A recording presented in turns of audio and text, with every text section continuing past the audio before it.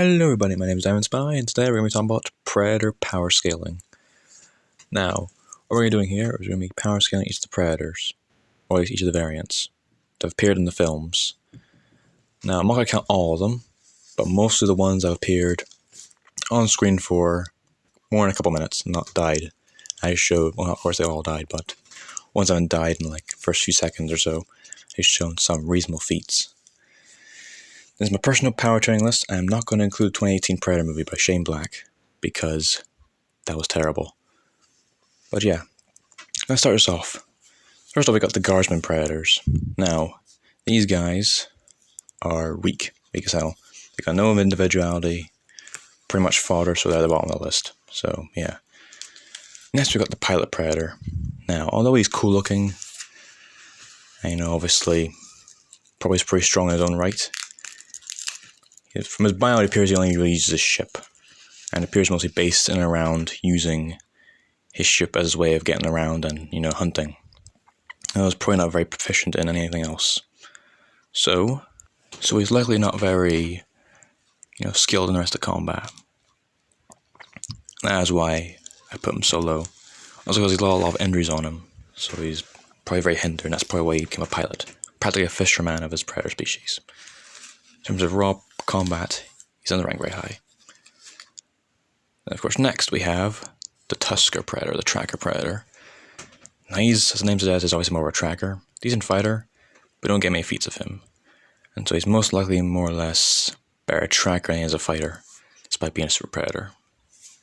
For lack of feats and with that knowledge, I put him pretty low on the list, at least in this tier list. Next we have Falconer. Now he's a more fighter, we get more feats of him, but he's still more of a tracker than anything else. And he did lose a fight to a single Yakuza member, so I've ranked him a bit above his combat feats, but still not very high. So he did lose to one single human in proper combat, so probably going to rank him so low. And yeah, he's probably more of a tracker than anything else. So yeah, rank him down here. Next we have Chopper Predator. Now Chopper is obviously very heavily armored, very big and strong, got a lot of gear on him. So I've ranked him so high, or higher than the rest of them. But obviously he doesn't have many feats, so that's why I ranked him quite a bit lower than the rest of the Predators on this list. But yeah, still a really good Predator, still also did very well against some of the soldiers, some of the well-Yutani soldiers and bodyguards. So I will rank him, obviously, this high up. Well, higher up than he probably could be. But anyway, next we have Celtic Predator. Same as Chopper, very big, heavily armored, a lot of equipment. Obviously a bit more brute than anything else. Very cocky. And obviously he's still young, he's still a young blood. So therefore we've ranked him higher than the rest of the other guys, but still pretty low on the list, all things considered. Still, pretty strong Predator, and could have had a lot of potential. But anyway, next we have the Brute Predator. Obviously he doesn't have a lot of equipment, but he's very, very big and strong, and he did quite greatly take out the rest of the Vikings. Very skilled Viking warriors, and he take them out in quite good fashion. So that's why I ranked him quite high up here. Also because of his sheer brute strength. And that sort of blast thing does do a lot of good damage. Anyway, next we have the Feral Predator. Now he was aura farming that entire film. He's got a lot of good skill and a lot of good equipment. That's why I think he would do well. And until the final battle, he was very tactical and very skilled. And he did break a bear's jaw with a single right hook. So I will rank him quite high up on this list. At least midway through this list, I'd say, compared to most other Predators. Yeah, still pretty strong, still pretty well equipped. Obviously, gets a bit too rageful and a bit too cocky. And it's quite primitive by Predator standards at the very least. Next we have the big boy, City Hunter. He was quite strong, quite good, took out a lot of good, strong cops and well-armored cartel members. He's obviously very well equipped, very skilled. That's why I rank him pretty high up in this list compared to the rest of them. Just sheer to his equipment and just pretty skillful and tactical, especially when we found out he's being hunted inside the building. So yeah, you will rank him pretty decently high up in this list. Next we have the Captured Predator. Now, this guy, although not having many feats, did fight the Berserker Predator and actually held his own pretty well despite being weakened. And the comics did fight all three Predators and nearly got out alive. so I'll rank him pretty high up on this list by having no feats. But still, obviously, a pretty skilled hunter from the Jungle Clan. But anyway, yeah, Scar Predator. Same as Celtic and Chopper. A lot of equipment, very heavily armed, very big and bulky. Also very tactical. And in the film, he did push back a Queen Xenomorph, which is quite a great strength feat. So he's very smart, very well equipped, and very strong, which is why I rank him so high on this list. But at the end of the day, he is still a young blood. That's why I'm ranking him a bit lower than the rest of the Predators on this list. But yeah, cool Predator. Did really well in the film. Fortunately, he died. But yeah, not much more to say about him. So not that he did rank pretty well among the other Predators. Obviously, very respected member of the Scar clan. But yeah, then we have the Ronin Predator. I think that's what his name is. Yeah. Obviously very skilled, took on two of the most best samurai and ninjas in Japan at the time. And they came out on top. Has a lot of equipment, is very skilled and also very stealthy. Which I think is very underrated for this Predator.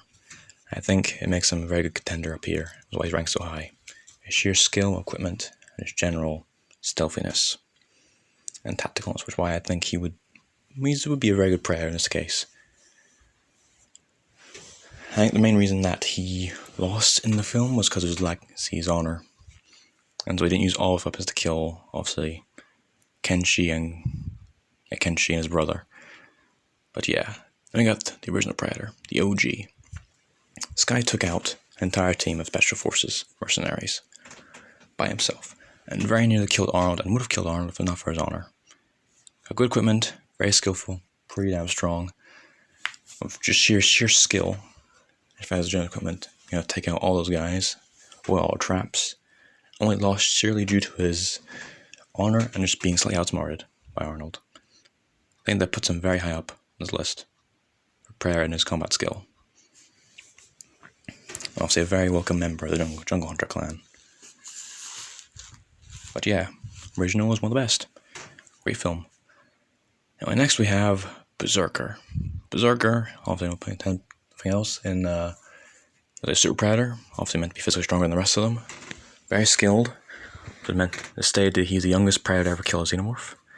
And the stuff it took to take him out in that film. Explosions, getting shot, fighting another skilled Predator. He took all that and was barely killed by Royce. So I think he definitely ranks up pretty high in terms of the Predator power scaling.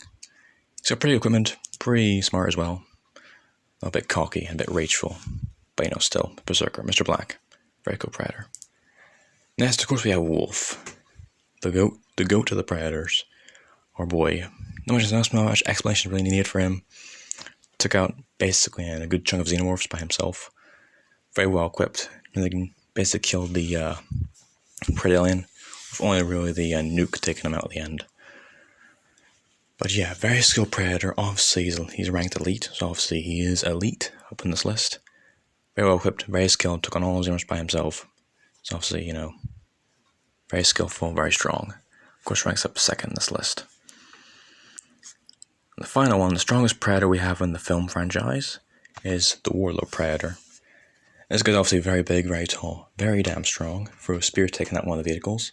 So it must mean he's very damn strong, very damn big. Took out Kenshi and Ursa very easily.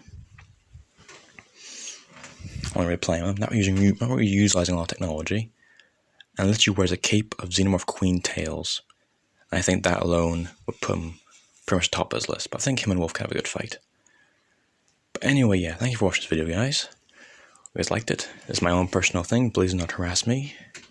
If you view this video, I am very sorry if it's not, sit well for you guys, but this is my opinion. But yes, like and subscribe, and hopefully see you guys in the next video. Stay tuned. Bye.